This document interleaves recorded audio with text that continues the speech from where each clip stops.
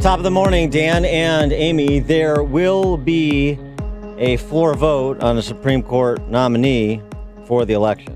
In 2014, the voters elected our majority because we pledged to check and balance a second lame duck president. 2 years later, we kept our word. In 2018, because it better be, and I think it will be. And that must be good news to the ears of one Andrew Cuomo. Oh, yeah. Because back in February of 2016, he offered this reflection, as only America's governor can do.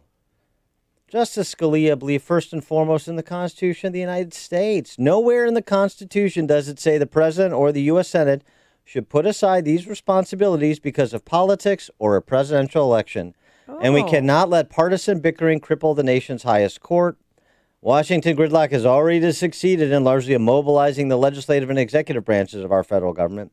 To allow it to now paralyze the judicial branch in defiance of the U.S. Constitution would be a disservice to both parties and Justice Scalia's legacy. And, of course, we know there is no more sincere guarantor of Justice Scalia's legacy than one Andrew Cuomo, the governor of New York. This is how cynical and patronizing and transparent the left is when it comes to Supreme Court nominees, Supreme Court politics, when it comes to politics in general, which is all you see playing out now. I mean, witness Joe Biden on Sunday from Philadelphia, aghast that power is being exercised in the political arena. That's the entire purpose of politics, to exercise power consistent with the consent of the governed. There's no point otherwise. Of course, power is being exercised. And he could even with the consent of the governed, Joe Biden, as Mitch McConnell explained during his remarks from the Senate yesterday. For more on this, we're pleased to be joined by John Malcom. He's the vice president for the Institute for Constitutional Government, director of the Meese Center for Legal and Judicial Studies at the Heritage Foundation. John, thanks for joining us. Appreciate it. My pleasure. Good to be with you. Good to be with you. Now, I looked at this release that Heritage put out last month, so this is well in advance of Ruth Bader Ginsburg's passing, and it was additional picks Trump should consider for the Supreme Court beyond the new list of, in advance of the new list of conservative Supreme Court nominees that he was going to issue, which he did. on September 1st. Right. And but not on that list, unless I missed her, was Barbara Lagoa on the 11th Circuit, and seeming to be one of the finalists, or at least one of the final five that Trump is considering. Any particular reason for that? Well, I don't know very much about Barbara Lagoa. She's been a judge, actually, for a long time. She was appointed by Governor Jeb Bush in 2006 to the bench, but she was appointed to an intermediate appellate court in Florida. None of what I'm about to say is meant to take anything away from her. Right. It was not until January of 2019 that Governor Ron DeSantis named her as a first Cuban American to the Florida, or first Cuban American woman to the Florida Supreme Court.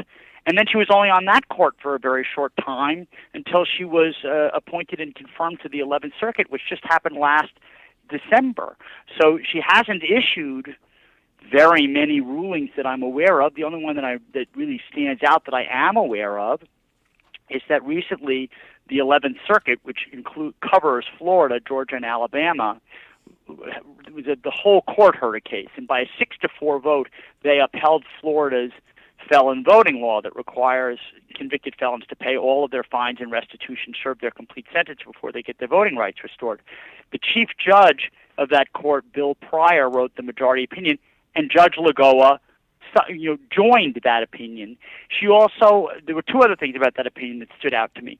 Bill Pryor, in addition to writing the majority opinion, wrote a separate concurrence. It was one page, in which he said, I know that some of you are thinking we're on the wrong side of history, this is the wrong thing to do. Let me tell you something. I'm a judge. My duty is to apply the law, and that's it, and not to decide whether I'm on the right side or wrong side of history. I thought it was a very bold statement to make. The only other judge on the 11th Circuit to join that opinion was Judge Lagoa. She also wrote her own concurrence, so I thought was well done. So I just don't know much about her. Yeah, so we don't know her views on abortion. No, I mean, look, so far as I'm aware, none of these judges, they don't tend to give their views on a particular case before they have cases to decide. The only exception that I'm aware of at all is Chief Judge Bill Pryor, who when he was confirmed to the 11th Circuit, was asked, because he had said that he considered Roe versus Wade to be the worst abomination in the history of constitutional law, and he was asked during his confirmation hearing whether he still stood by that, and he said, "Yes, I do. Would you like me to tell you why?" And he proceeded to do so. But I'm not aware of any other judge that has done that. I mean, Amy Coney Barrett, who's also one of the people being considered in academic writings before she became a judge, has certainly questioned Roe versus Wade, but I'm not aware that any of them have ever come out and said it was out and out wrongly decided, at least not publicly. Yeah, I mean, that is almost immaterial. I mean, it's not immaterial in terms of their jurisprudence, but it's immaterial in terms of how they'll be treated by the left, of course. That's true. Do you have a favorite from the handful of names that are being bandied about? Well, look, I think that Amy Coney Barrett is spectacular. I mean, she was a Notre Dame law grad, clerk for Lawrence Silberman on the D.C. Circuit, Antonin Scalia on the Supreme Court. Brief time in private practice where she worked, among other things, in the Bush v. Gore case. She's been a very distinguished academic for a whole number of years in which she's published in major leading law reviews on a slew of very important topics, including originalism, textualism, the importance of adhering to or occasionally departing from and overturning precedent. She held up as grace under fire during her confirmation hearing, in which Dianne Feinstein said, for instance, "The dogma lives loudly in you." She happens to be charming. I've met her. And since 2017, she's written over 100 opinions on the Seventh Circuit, all of which are excellent. None of that is to knock Barbara Lagoa, and it is certainly not meant to knock another person who's a dark horse candidate, Allison Rushing, on the Fourth Circuit, who I think is also superb, just very young. She's 38 years old. I just don't know enough about Barbara Lagoa, and if she's a nominee, I look forward to learning more about her and why the president thought she ought to get this pick. See, I'm Amy Coney Barrett for two reasons. One is what you just said, and it's something that now Georgetown law professor Randy Barnett said to me many moons ago, which is this whole, nominate somebody with no record so they can't be attacked. I totally disagree with that. Is to say you should nominate somebody that has a substantial record so you know what they've said before and you have a real idea about what kind of judge they'll be on the high court, so that there aren't surprises, as there have been so many surprises, John Roberts, from nominees from Republican presidents, particularly Republican presidents, much less so Democrat presidents with the left, but significant surprises with Republican presidents and supposedly originalist jurists. So so she has a record that you just described, I think, is a huge advantage. Number one. Number two is because I want the DiFi I want DiFi again and the rest of the unhinged left to say you cannot be a Christian and be on the high court, which is essentially their position. Well, Randy's a real smart guy, and I agree with him completely. I mean, so I remember when George H.W. Bush was in the White House, and Warren Rudman, the senator, and John Sununu, his chief of staff, said, "Listen, our guy, here's the right guy, David Souter." And George H.W. Bush said to the American people, conservatives, "Don't worry, trust me." Didn't work out so well. Right. And then actually when his son, George W. Bush, said, "Well, I'm going to nominate my White House counsel, Harriet Miers. Don't worry, just trust me," the conservatives rebelled against that. And I would hope that if Barbara Lagoa is nominated, it's for some reason other than "don't worry, trust me." So I agree with that. And the Republicans, some of them have been absolute hits, and I could go on from David Souter, John Paul Stevens, Earl Warren, William Brennan. I mean, the list is unfortunately pretty long in terms of Republican appointed Supreme Court justices who tax severely to the left. Not every justice is always going to please you. Neil Gorsuch certainly this past term issued a couple of opinions that surprised and in some senses disappointed me. Antonin Scalia, he joined an opinion saying you could burn an American flag, and that was protected by the First Amendment. He wrote an opinion that most people think severely watered down the free exercise clause of the First Amendment.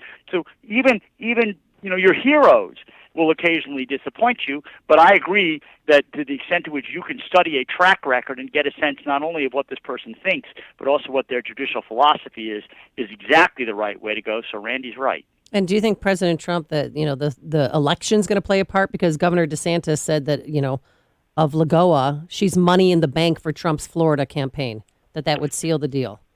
Well, look, I don't know the extent to which that is entering into the White House's calculus. I hope it doesn't, because Barbara Lagoa may be an outstanding pick in her own right, but these people are going to be on the court for a long time, and what they do is very, very important. But I can't discount the possibility that he's thinking, well, she's Cuban American, that's nice, she's from Florida, it's a must-win state for me. Amy Coney Barrett, she's from Indiana, I've got Indiana in the bag, but I certainly hope that is not the overriding factor, and I expect it's not. And I don't think it should be a major factor. But and it's another thing. It's also people saying that also misread the idea that the Florida electorate is so much of a homer that if you don't nominate somebody from their state, but you nominate somebody that they otherwise respect and appreciate and say that's a great nominee, that's not going to provide electoral benefit to Trump as well. I mean, that's right. It's very one-dimensional thinking. That's right. But I want to go back to, though, this attitude that I have, maybe some don't share, Molon Labe with respect to Amy Coney Barrett. Put her up and tell the Democrat socialists, the Christian bigots in that caucus in the Senate, come and get her. Do your worst. Well, you could say the same thing about Barbara Lagoa, who's also a Catholic. Your characterization of the Democrats as being anti-Christian is yours. One thing That's that I'll right. be looking for that will be really, really interesting is that one of the people who's going to be doing this questioning is Pamela Harris, who is on the ticket as vice president. And so, she was very, very rough on Brett Kavanaugh. The Democrats, I think, are going to have to, assuming she gets a hearing and a vote, they're certainly going to have to be a little bit careful about how aggressively they go after either Barbara Lagoa or Amy Coney Barrett. And I don't think that either one of them will be susceptible to a charge that they tried to rape anybody in high school or anything like that. We hope not. Yeah, we hope not. That would be. I was shocked when it happened to Kavanaugh. I'd be even more shocked now. No Coke cans or whatever. Right. And so one other matter, though, I've even heard from some Republicans. Well, maybe you should wait till after the election so that people could say, well, we have to vote for Trump in order to get this nominee through, this nomination done, and that happens after the election. I mean, do you see? I don't see it, but do you see any sense to waiting until after the November 3rd election to move this nomination to a floor vote?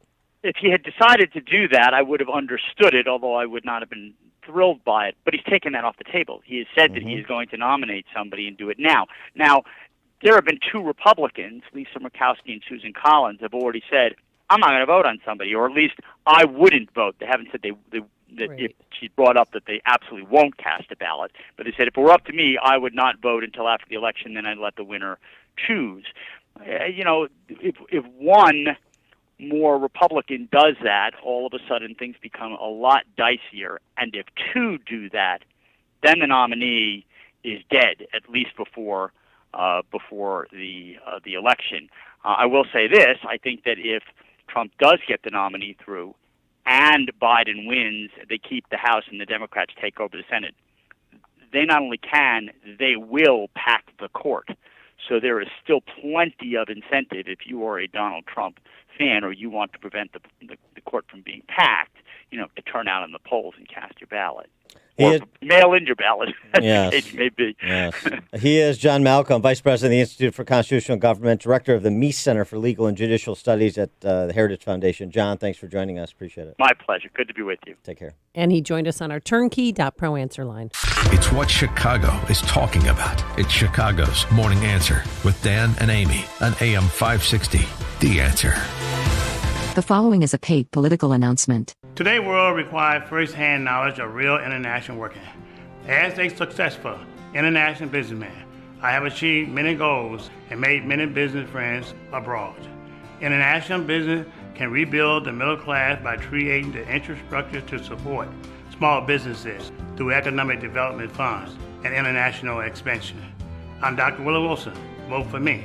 send me to Washington. God bless. Paid for by Willie Wilson for Senate 2020. You're stuck at home and you're concerned about the world, and frankly, worried about your money. The market's in turmoil and your 401k is going down. Is this going to ruin your retirement? It doesn't have to. You don't have to sit by paralyzed like you did in 2008.